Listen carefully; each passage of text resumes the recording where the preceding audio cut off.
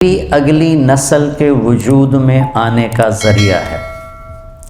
اس کے پیٹ میں اگلی نسل پروان چڑھ رہی ہوتی، میری اگلی نسل اس میں پروان چڑھ رہی ہوتی۔ میں اگر اس کو ذلیل کروں گا تو سٹریس میں جائے گی، وہ ڈپریشن میں جائے گی، وہ غصے میں جائے گی، وہ دکھ اٹھائے گی، وہ چپکے سے آنسو بہائے گی۔ یہ سارا ڈپریشن میری اولاد پہ جائے گا جو پیٹ میں پنپ رہی۔ اس وقت بچوں کے ڈاکٹر سائیکائٹرسٹوں کی لائن لگی ہوئی ہے کہ ہمارے بچے پیدائشی سٹریس اور ڈپریشن کا شکار پیدا ہو رہے ہیں، کیونکہ ہمارا معافی چاہتا ہوں، ہمارا سسرالی معاشرہ بہت ظالم ہے۔ سسرالی معاشرہ وہ کسی برادری کا ہو، سندھ، پنجاب، بلوچستان، پاکستان، بہت ظالم قسم کا معاشرہ ہے، اور اس میں بہت کم گھرانے ایسے ہیں جو آنے والی کو، بیوی کو عزت دیتے ہیں۔ آپ کو ایک حدیث سناؤں بڑی مزیدار۔ میرے نبی نے فرمایا، یہ جو میرے مدینے والے ہیں نا، مدینے والے صحابہ، یہ بڑے اچھے لوگ ہیں۔ کس وجہ سے؟ جہاد کرتے ہیں، تبلیغ کرتے ہیں، ذکر کرتے ہیں، تلاوت کرتے ہیں، تہجد پڑھتے ہیں۔ سنو، غور سے سنو، مستورات بھی سنو۔ آپ نے کہا یہ میرے مدینے والے بڑے اچھے لوگ ہیں۔ یا رسول اللہ، کس وجہ سے؟ کہا جب یہ کسی کی بیٹی کو بیاہ کے لاتے ہیں تو اس لڑکی کو ذرہ برابر احساس نہیں ہوتا ماں باپ کے گھر میں ہوں یا سسرال کے گھر میں۔ اتنی محبت دیتے ہیں کہ اسے لگتا ہے میں ماں باپ کے گھر میں ہوں۔ میں نے اپنی بیٹیوں کو رخصت کر دیا اور کسی کی بیٹیوں کو لایا اپنے بچوں کے لیے، تو میں بیٹی کی جگہ بہو کو بٹھا دوں، کیا فرق پڑتا؟ میری بیگم نے اپنی بیٹیوں کو ڈولی میں ڈال کے آگے بھیج دیا، اور کسی کی بیٹی کو ڈولی میں ڈال کے گھر لے آئی، تو ساس بننے کی بجائے ماں بن جائے تو کتنا اچھا ہو جائے گا۔ اور یہ بچی اپنی ماں کو چھوڑ کے، باپ کو چھوڑ کے خامند کے گھر آئی ہے، تو یہ اپنے ساس سسر کو ماں باپ بنا لے تو کتنا اچھا ہو جائے کہ بھائیو، یہ میرے نبی کی زندگی ہے۔ آپ کو عجب حدیث سنو، ابھی یاد آئی۔ قیامت کے دن بلایا جائے گا، بلاؤ بھائی مفتی نجیب، بڑا آیا فتوے دینے والا، تولو اس کے عمل تولو، ٹھیک ہے؟ طارق جمیل کو بلاؤ، بڑا بھاری خطیب بنا پھرتا ہے، اس کے عمل تولو۔ سب سے پہلے کس عمل کو تولا جائے گا؟ دوبارہ، سب سے پہلے کس عمل کو تولا جائے گا؟ وہ میری تبلیغ نہیں، میرا اللہ کہے گا بیوی سے کیا سلوک تھا وہ تولو۔ مفتی صاحب ہے، مولانا صاحب ہے، رضوان صاحب بڑا تاجر ہے، نمازیں نہیں تولی جائیں، سب کچھ تولے گا۔ سب سے پہلے بیوی سے سلوک تولا جائے گا، اور بیوی کا خامند سے رابعہ بصری بھی ہے تو پہلے خامند سے سلوک کیا تھا، پہلے وہ تولا جائے گا۔ یہ اتنا اہم چیپٹر ہے۔ تو طیب میٹھا بول، کھانا کھلانا، معاف کرنا، صبر کرنا، یہ ہمارے گھر کی زندگی کو اتنا بڑا لان ہو یا چارپائی ڈالنے کی جگہ ہو، زندگی خوبصورت ہوتی ان رویوں سے جو میں بتا رہا ہوں۔ زبان میں ناگن چھپی ہوئی ہو تو زندگی تھوڑا ہی ہے۔ زندگی ہے یا کوئی طوفان ہے، ہم تو اس جینے کے ہاتھوں مر چلے۔ اللہ مومن خان کی قبر روشن کرے، کیا شعر کہہ گیا، آتی جاتی سانس کا عالم نہ پوچھ، جیسے دوری دھار کا خنجر چلے۔ یہ دوری دھار ہے زبان میں، تو کاٹ کے رکھ دیتی، اور یہ شہد سے بھری ہوئی ہے جو بڑے سے بڑے زخم کو مٹا کے رکھ دیتی۔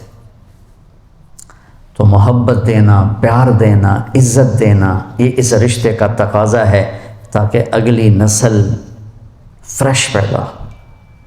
اب مفتی صاحب بیٹھے، آپ پوچھو کہ ماں جس نے بچے کو جنا ہے اس کے ذمے دودھ پلانا بھی نہیں، اگر وہ کہے میں نے نہیں پلانا تو خامند کے ذمے ہے کہ کوئی عورت لا کر دودھ پلائے۔ اتنا شریعت اس کو فارغ کیوں کرتی ہے کہ پوری طرح اپنے بچے کو توجہ۔ لیکن آج کی مائیں بھی ظالم ہیں، بھلا 3 سال کے بچے کو اسکول سے ڈالنا، اس سے بڑا ظلم بھی کوئی ہے؟ وچوں دی پوٹی نہیں کر رہی، وچے پیشاب نے انہوں اسکول بھیجی جانتا، وہ روتا ہوا جاتا ہے، روتا ہوا آتا ہے، ماں باپ سے فاصلہ پیدا ہو جاتا ہے۔ یہ 7 سال تک میرا نبی کہتا ہے بچے کو نماز بھی نہ کہو، 10 سال کے بعد تھوڑا پابندی کرواؤ، ماں باپ 7 سال 10 سال تک بچے کو ٹائم دیں، ٹائم کوئی نہیں، ٹائم دیں. اور اے خبیث موبائل جڑا بوجھے چلے پھر دو، اس کو گھر میں آ کے آف کر دیں، بند کر دیں. میں نہیں کہتا ہوں سارا دن بند کرو، لیکن 1 گھنٹہ، آدھا گھنٹہ، پونا گھنٹہ، 2 گھنٹے جب تم بچوں بیوی بیٹھو تو اس خبیث کو بند کر دو. یہ بہت بڑی ذلت ہے کہ میری بیگم مجھ سے بات کرنے لگتی ہے، ٹرن میں فون اٹھا کے میں ذرا یہ سن لوں. آپ کو پتہ نہیں ہے نفسیاتی طور پر کتنا اس سے اثر پڑتا. میں بات کرتا ہوں، میری بیوی فون اٹھا کے سننے لگ جاتی. بچہ بات کرنے آتا ہے، وہ فون میں لگی ہوئی ہے. یہ بچے کی عزت نفس کو تباہ کر دیا. یہ ضرورت کی چیز تھی. ہمارے ہاں پنجابی میں مثال ہے، میراسی، پتہ نہیں آپ جانتے کہ نہیں جانتے، مراسیوں کا پہلا بیٹا ہوا، انہوں نے چم کے مار چھڑے. پاکستان والے نے موبائل ملیا، ٹائلٹ چ بھی بہ کے سن دیں، ہٹو تو آوازاں آ رہی ہوتی ہیں. وہ کم وقت وہ کم کر جڑا تو کرن گیا ہے، اتنے بہ کے بھی سودے کردا. یہ بھی کوئی زندگی ہے؟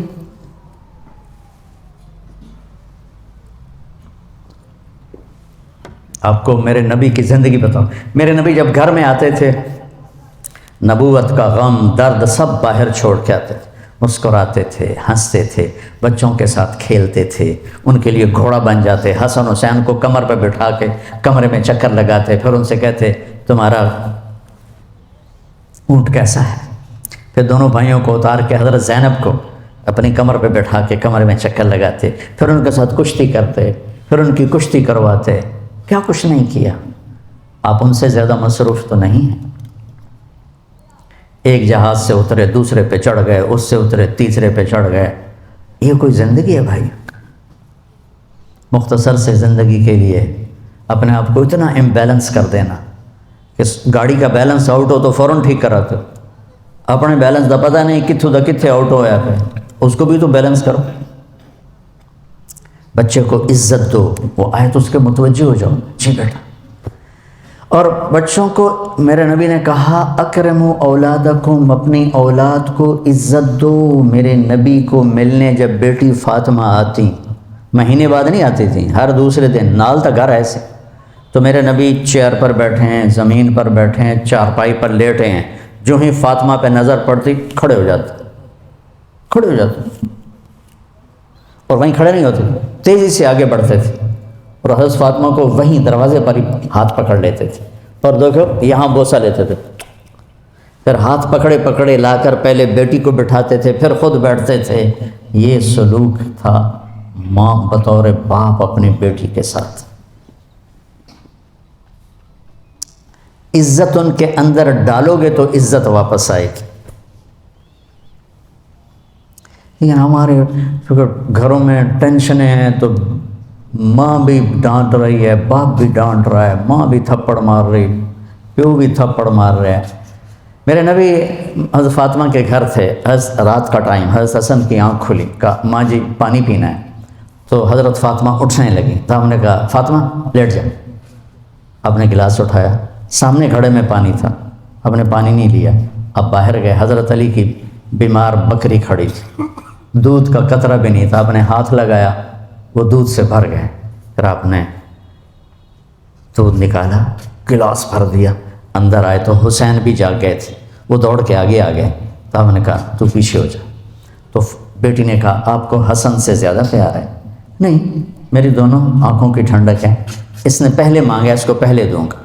تو آپ نے حسن کو پلایا، حسین کو پلایا، فاطمہ کو پلایا، خود نہیں پیا. پھر کہا فاطمہ تو میں یہ دونوں اور یہ جو سویا ہوا ہے، علی سوئے رہے جاگے نہیں، ہم پانچوں قیامت کے دن اکٹھے ہوں. اس واقعے سے کیا سبق ملتا ہے؟ کہ بچے نے پانی مانگا، میرے نبی نے دودھ دیا. کہ اگر تمہیں اللہ نے ہمت دی ہے تو اپنے بچوں کی جائز خواہشات کو اعلیٰ سے اعلیٰ طریقے پر پورا کرو، عزت کے ساتھ، احترام کے ساتھ. اسی بات پہ ماں اور بیٹی میں لڑائی ہو رہی. چھوٹی بیٹی میں نے یہ نہیں پہننا، وہ ماں کہتے ہیں ایو ہی پوانا. میں دیکھتا ہوں نا اپنے گھروں میں اپنے پوتے نے، بس وہ کہتے میں نے یہ نہیں پہننا، وہ ماں کہہ رہی نہیں تو نے یہی پہننا ہے. وہ بے وقوف، اگر انہوں تو نیلے دی بجائے ساوا پاون دیتے کیڑی قیامت. آج اتنی بے وقوف مائیں ہیں آج کل. یہ جو موبائل ہے نا، اس نے ماؤں کی عقل چھین لی، سب سے قیمتی سرمایہ کو اٹھا کے پھینک دیا کوڑے کے ڈھیر پر۔